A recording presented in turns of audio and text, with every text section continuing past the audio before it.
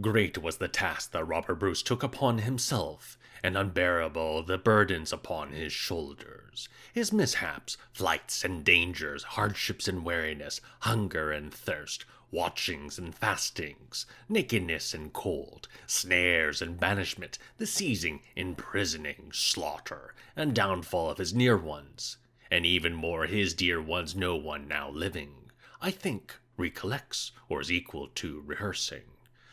But if there were one to tell how with a glad and dauntless heart Robert Bruce triumphed single-handed over all the ill luck and numberless straits through which he went, the victories and battles, where, by the Lord's help, by his own strength, and by his human manhood, he cut fearlessly his way into the columns of the enemy, now mightily bearing these down, and now mightily warding off and escaping the pains of death, then such a one, I deem, would prove that in the heart of fighting and in vigor of body, Robert had not his match in his time in any clime. John Fordun's 14th Century Chronicle of the Scottish Nation.